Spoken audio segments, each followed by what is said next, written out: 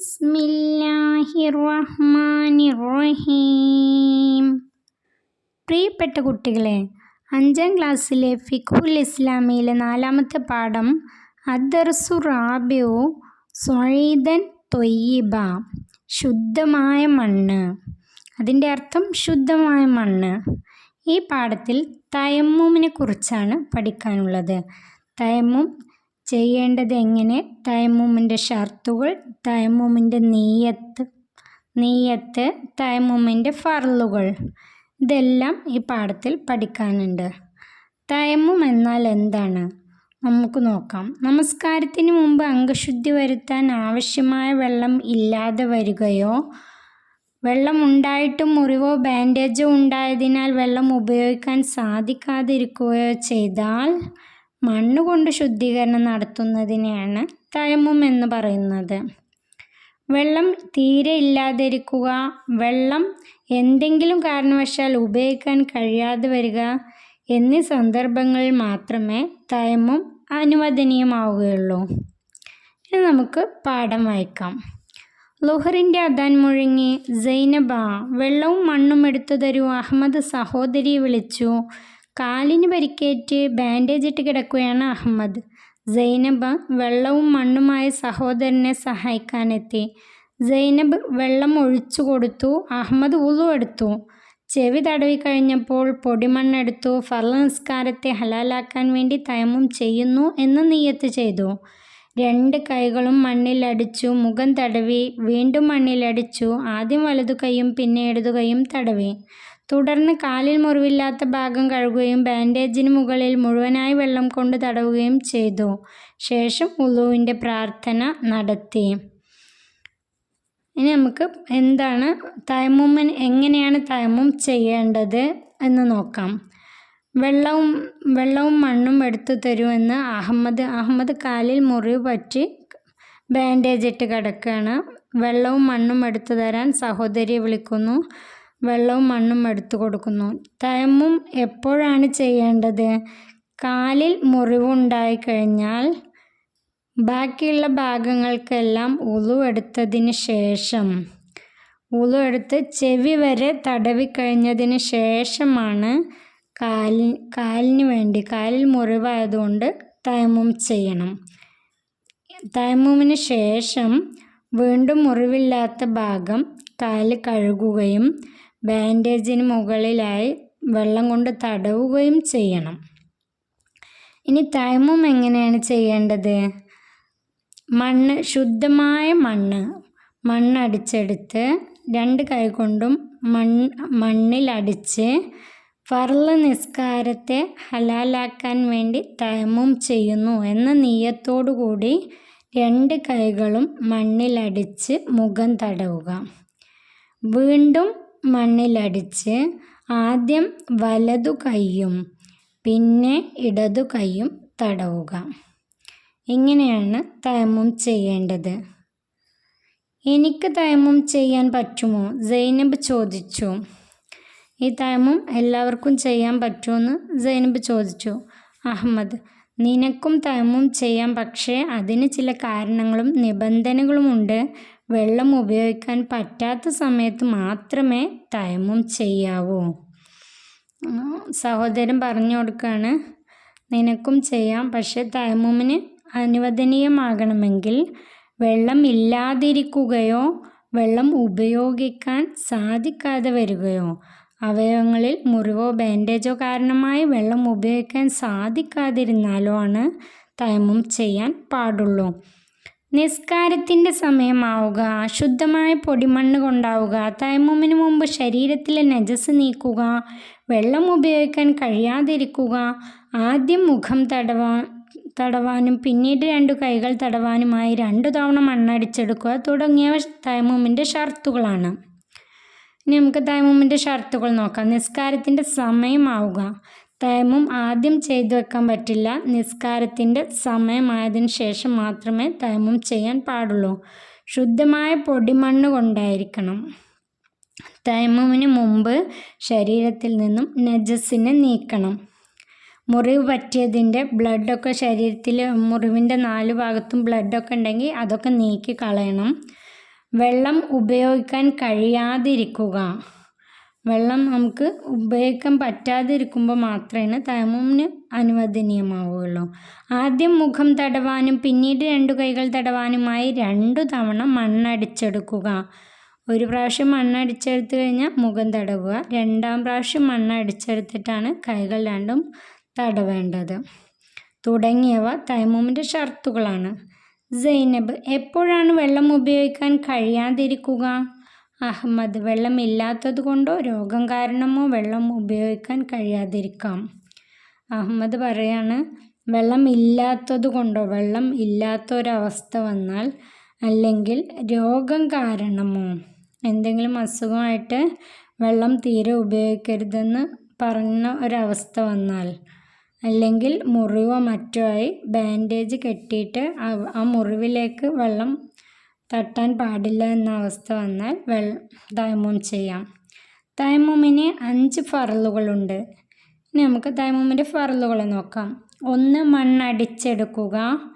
2. മണ്ണടിച്ചെടുക്കുമ്പോൾ ഫർളായ നിസ്കാരത്തെ ഹലാലാക്കുന്നു എന്ന് നിയ്യത്ത് ചെയ്യുക. ഈ നിയ്യത്ത് മുഖം തടവുന്നത് വരെ മനസ്സിലുണ്ടായിരിക്കേണ്ടതാണ്. മണ്ണടിച്ചെടുക്കുന്ന സമയത്താണ് നിയ്യത്ത് ചെയ്യേണ്ടത് ഫർളായ നിസ്കാരത്തെ ഹലാലാക്കുന്നു. ഈ നിയ്യത്ത് മുഖം തടവുന്നവരെ നിയ്യത്ത് മനസ്സിലുണ്ടായിരിക്കും വേണം. 3. മുഖം തടവുക. 4. 2 കൈകൾ തടവുക. 5. ക്രമപ്രകാരം ചെയ്യുക. ക്രമപ്രകാരം ചെയ്യുക എന്നുള്ളത് തയമ്മുമിൻ്റെ ഫർളാണ്.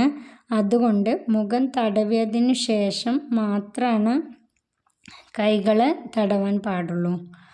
സൈനബ്: തയമ്മുമിനോടൊപ്പം വുളു കൂടി ചെയ്യേണ്ടതുണ്ടോ? തയമ്മുമിൻ്റെ കൂടെ വുളുവും ചെയ്യേണ്ടി വരുമോ എന്ന് സൈനബ് ചോദിക്കുകയാണ്. അഹമ്മദ് പറയണം, വെള്ളമുണ്ടായിട്ടും മുറിവോ ബാൻഡേജോ ഉണ്ടായതിനാൽ വെള്ളം ഉപയോഗിക്കാൻ സാധിക്കാതിരുന്നാൽ അവയ്ക്ക് വേണ്ടി തയമ്മും ചെയ്യലും ബാക്കിയുള്ള ഭാഗങ്ങൾക്ക് കഴുകലും നിർബന്ധമാണ്.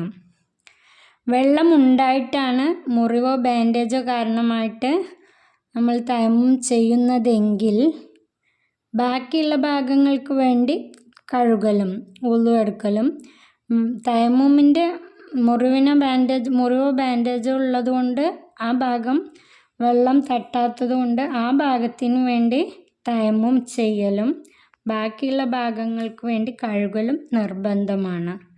സൈനബ്: എപ്പോഴാണ് തയമ്മും ചെയ്യേണ്ടത്? അഹമ്മദ്: മുറിവുള്ള അവയവം കഴുകേണ്ട സമയത്താണ് തയമ്മും ചെയ്യേണ്ടത്.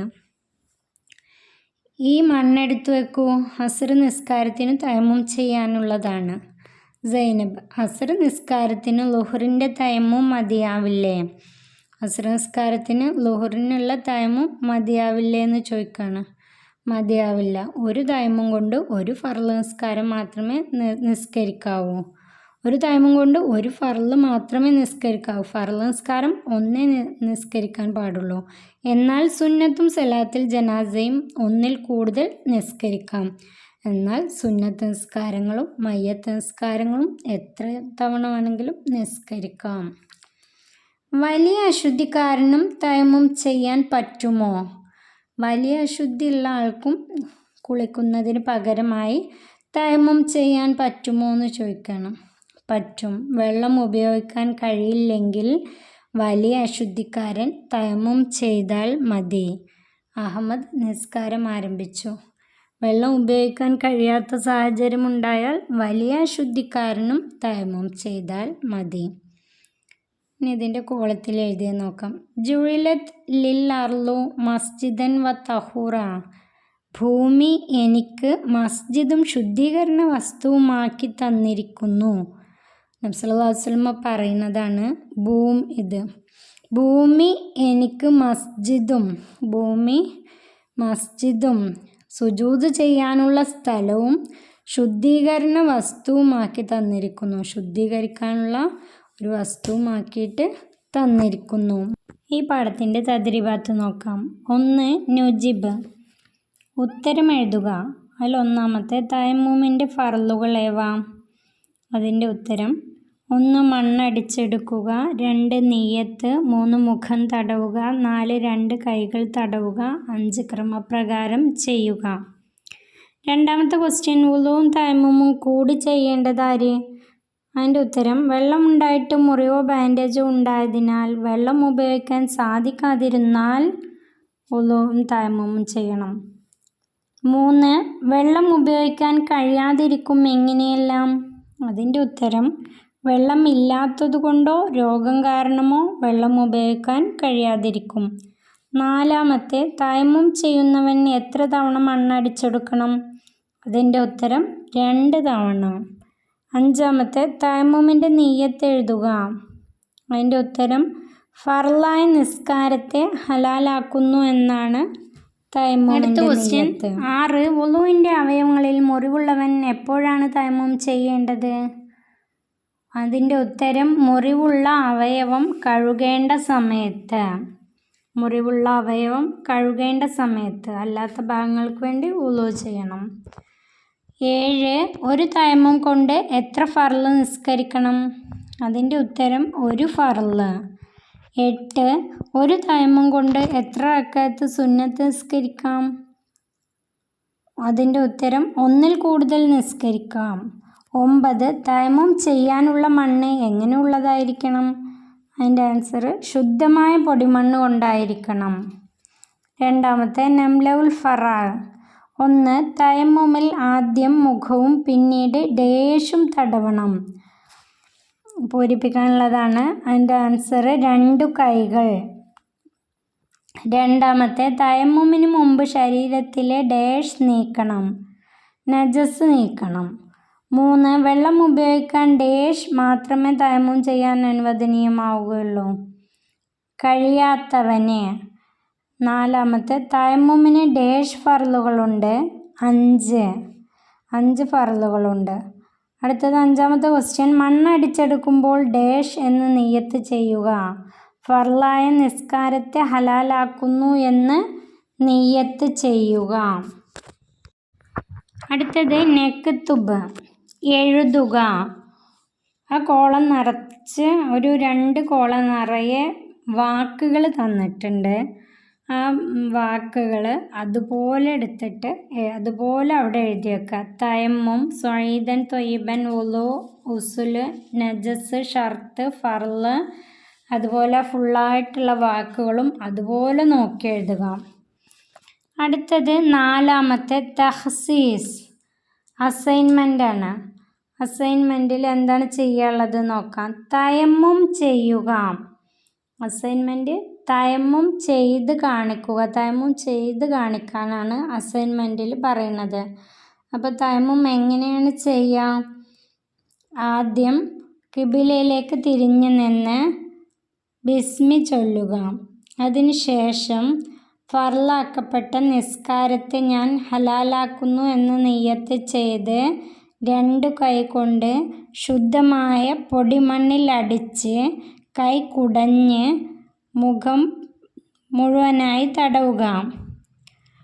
2-ാം തവണ കൈ മണ്ണിലടിച്ച് ആദ്യം ഇടതു കൈ കൊണ്ട് വലതു കൈ മുട്ട് വരെയും പിന്നെ വലതു കൈ കൊണ്ട് ഇടതു കൈ മുട്ട് വരെയും തടവുക.